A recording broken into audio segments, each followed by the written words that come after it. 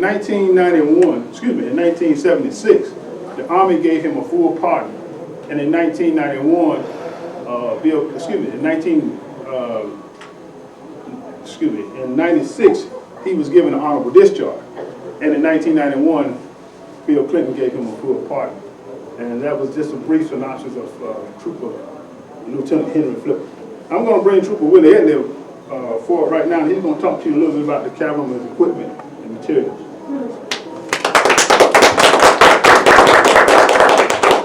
Thank you, Trooper Lindsay. How many horse people are in the house? I know you guys know about those big, nice, comfortable Western saddles or real comfortable Indian saddles. Well, that's not what they had back in the day.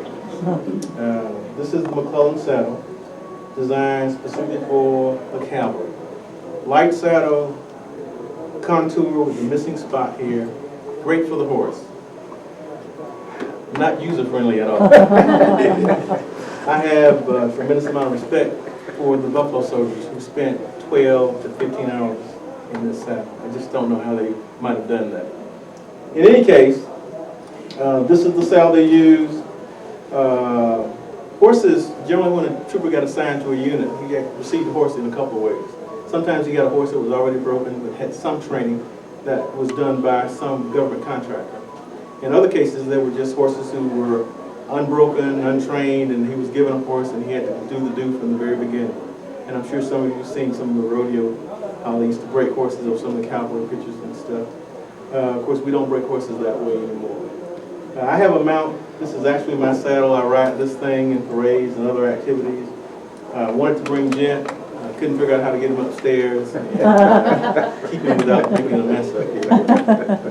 Anyway, this is some of the equipment that they use, and most of it is replica. This is a poncho, pretty much like the basic poncho you know. Use it for rain, sometimes if there's a sandstorm, sometimes it's an impromptu shelter when you're at a hasty encampment. This was the typical sleeping bag. It's a blanket, sometimes they would put clothes in it and other items. When you got to a campsite, take the saddle off, lay the saddle down, and actually there were about two blankets. One you'd lay on top of the saddle and use as a pillow, and the other you would cover yourself up with. And that's when you're going to be somewhere for just a little bit. This is a typical canteen. Most of the time on the plane they had 2 or 3 canteens because water was kind of scarce. And when it was time to drink and they were thirsty, guess who had water first? Your horse. If your horse wasn't operable, then you couldn't carry out your mission, right? So horse got the first care. This is a saddle bag, extra clothes, hygiene items, stationery, just whatever they want to put in there, food items. Pretty handy piece of equipment here, multi-purpose piece. This is just rope, and they use them for picket lines, to rescue or help troopers. It was used to tow folk along, tow horses along, again, a multi-purpose piece of equipment.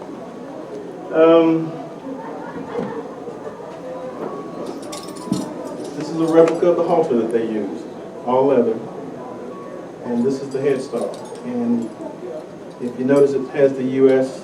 insignia on the headstall and also on the bridle.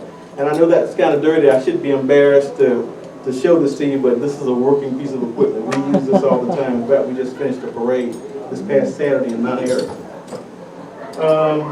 The relationship between the horse and the rider is basically about confidence. Horses are great animals. You train them right, they'll do what you want them to do. Sometimes they're like children, and they have their own little personalities, but they're great. You've seen these movies about horses galloping along, you know, and the rider, and suddenly the horse falls down on the ground.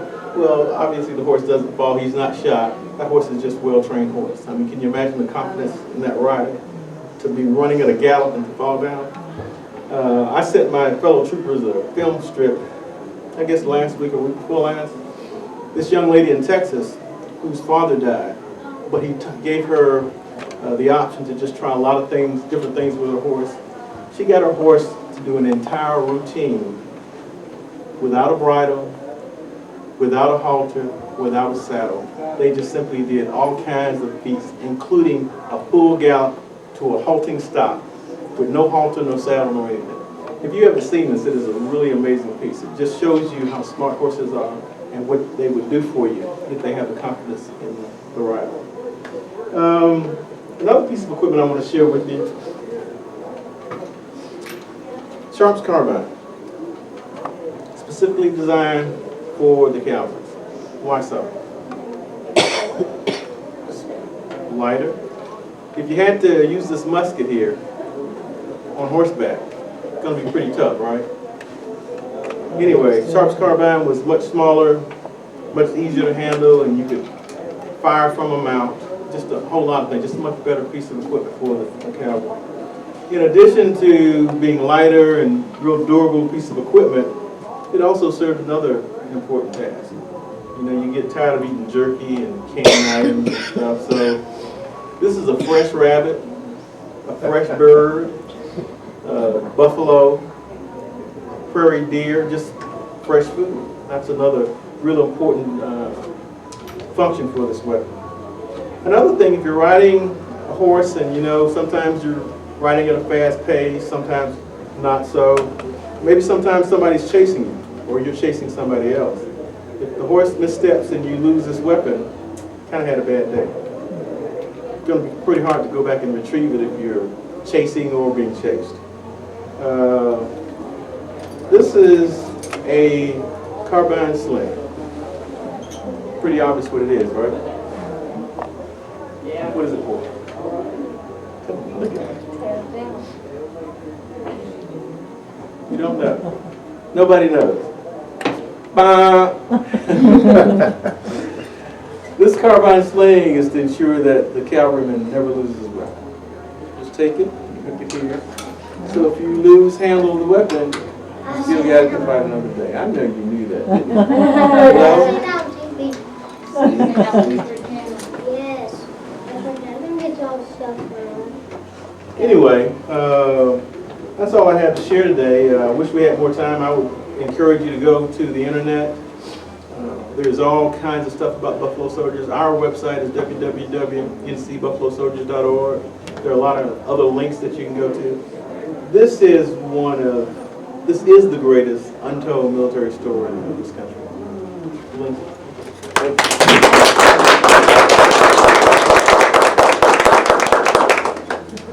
At this time, we're going to bring forward Trooper Henri Lejeune, our very own night camera member. Good evening, ladies and gentlemen.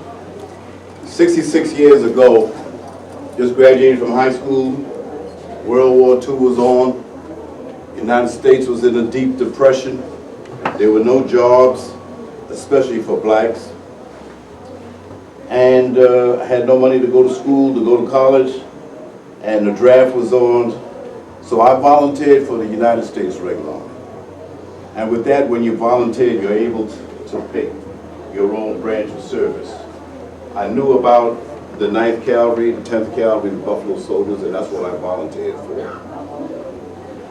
What is the life of a Buffalo Soldier? How does he start off? Just like any other serviceman today, you get basic training. The basic training is normally about 12 weeks.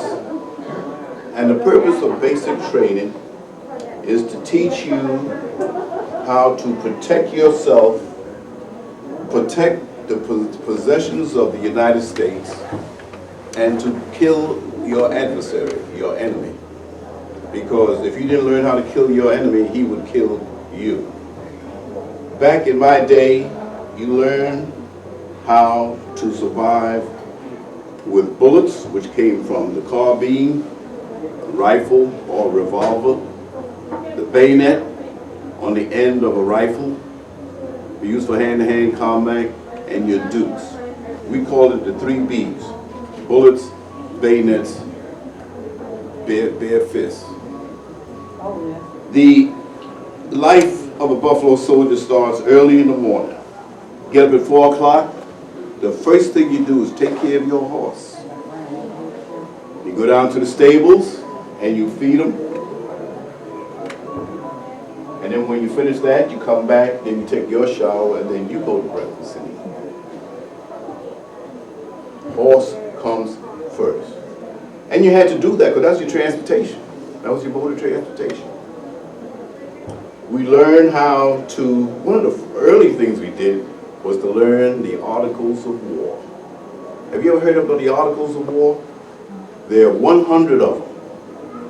The first 99 are real articles, and the 100th Article of War states that you must learn the other 99. That was part of your basic training. I don't know how they do it today. I don't even think they probably do that, although I think they do, because you need to know what protects you out there in case you become a prisoner. But you learn that. But getting back to the field training, you get up early in the morning, go down the rifle range, you learn how to shoot all of the firearms, you learn hand-to-hand combat, you learn bayonet drill. Bayonet drill was very interesting because back in World War II, everything was hand-to-hand combat. But we started off with 16-inch bayonets. Now it's down to a 10-inch bayonet. They found out during World War II, those extra 6 inches of the bayonet was so much metal multiplied by millions of times, they reduced it to 10 inches. They found it to be just as an effect. And if you're familiar with a bayonet, you notice it has long grooves in it.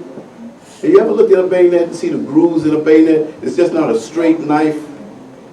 You know what that groove is for? I'll make it short for you. That groove is that when you go into the human body, the blood is able to run out on the sides. Otherwise, you know, when a person gets stabbed, they tell you don't pull the knife out, but then the blood will run. But in a bayonet, that is not so. You have those two grooves in there.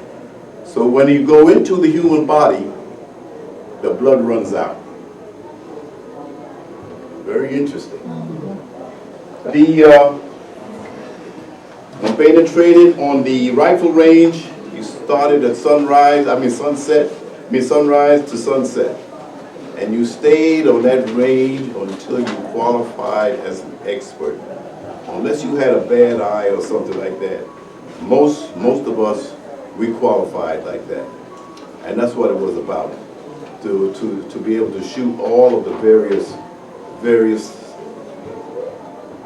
excuse me, let me turn my phone off. I thought it was going to be a Derringer. So, I almost forgot where I was. Put this back in the saddle. Huh? Getting back to what I was talking about, we were talking about the basic training again. In shooting the various firearms, you also learn how to shoot from horseback. We had to use a .45 revolver, Colt revolver. And from as a moving target of 45 yards, you had to be able to hit the bullseye. And unless you hit that bullseye 3 times, you kept riding and riding and riding until you qualified. Same thing with the rifle range. You shoot until you hit that target 3 times in succession. That's what they wanted you to do. And it was good because it was for you the protection of your life when you're out there fighting. So that was that. On horsemanship, if you never knew how to ride, the cavalry will teach you how to ride. You have 8 weeks of horsemanship.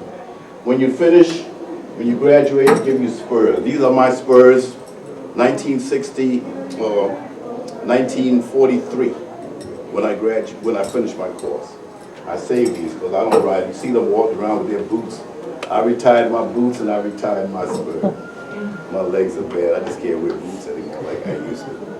But in riding, you learn how to ride from early morning to night to late at night. This saddle here, McClellan, this is what I had. Trooper Ed Lee spoke.